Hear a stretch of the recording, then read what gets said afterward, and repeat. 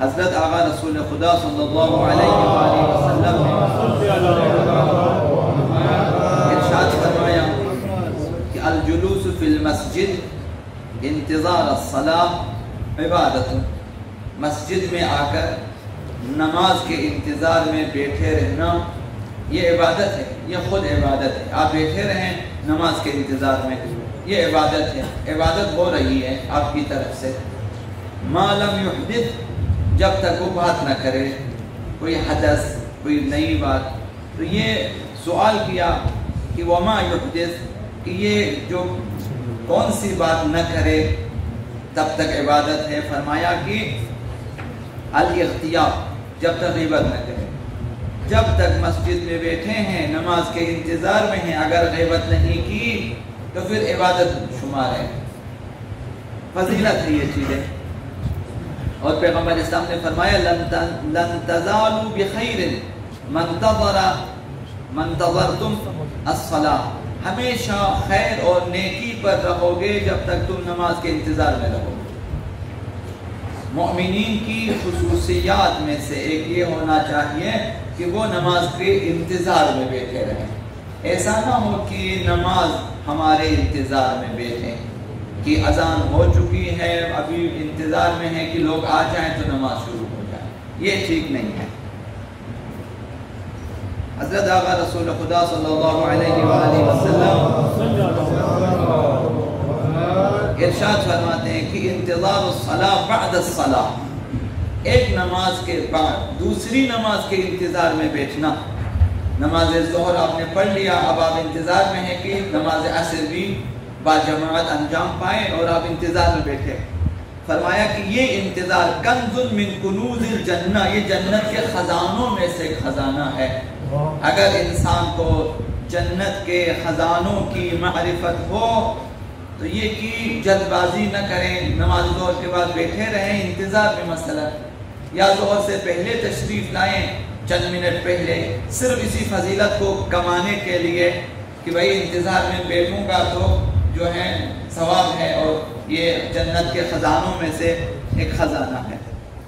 اسی طرح سے فرمایا من کان فی المسجد ینتظر الصلاة فهو فی الصلاة، اس حد تک ثواب بیان کیا۔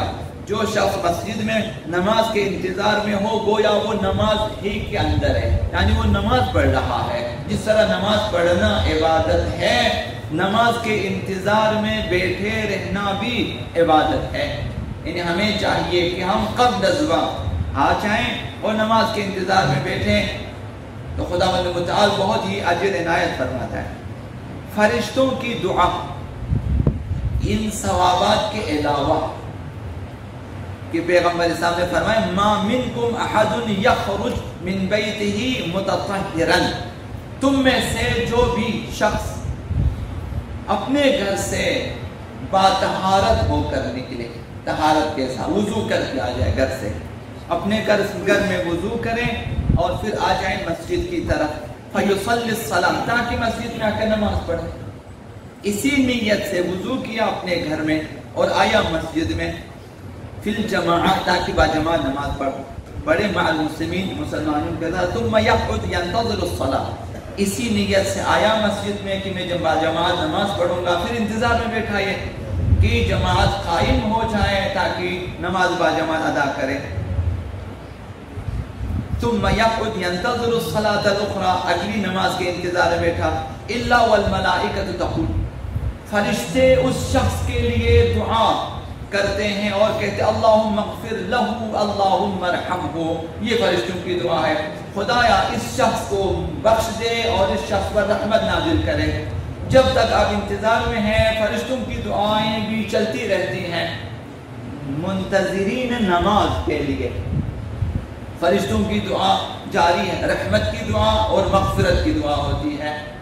تو یہ کہ اگر ہم تھوڑی دیر پہلے آ جائیں تاکہ نماز میں دیر بھی نہ ہو جائے اور فرشتوں کی دعا بھی شامل ہو جائے۔ عثمان بن مظعون صحابی ہیں بزرگ، بہت ہی بزرگ صحابی ہیں اور عاشق اہل بیت اطہار، عاشق جو ہیں امیر المؤمنین عثمان بن مظعون، کہ انہوں نے پیغمبر اسلام سے عرض کیا کہ اللہ کے رسول میں راہب بننا چاہتا ہوں، تارک الدنیا، جس طرح باقی مذاہب میں ہے رہبانیت ہے، تارک دنیا ہے، جس طرح ہندوؤں میں تیسرے مذہب صوفیوں میں ہے کہ وہ دنیا سے قطع تعلق کر لیتے ہیں۔ عثمان بن مظعون نے کہا کہ میں راہب بننا چاہتا ہوں، تو پیغمبر اسلام نے فرمایا لا تفعل یا عثمان، یہ کام نہ کرو، ترک دنیا مت کرو، یہ ٹھیک نہیں ہے۔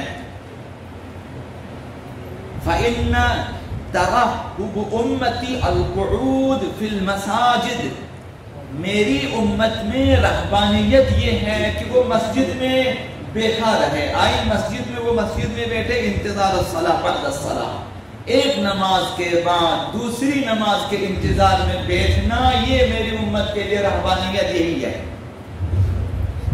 بہترین رہبانیت یہی ہے۔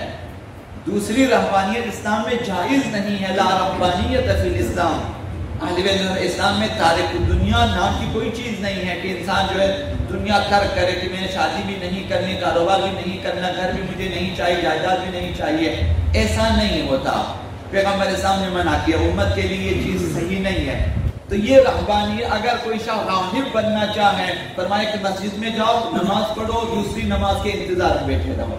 تو یہ جو تارک دنیا، مثلا انسان جو خداوند متعال کے خاطر ہر چیز سے لا تعلق ہونا چاہتا ہے، یہ سیر و سلوک میں ایک مقام ہے، وہ حاصل کرنا چاہے، اس کا ثواب یہی کہ نماز کے انتظار میں بیٹھے رہیں، اس شخص کو یہ چیز حاصل ہو جاتی ہے۔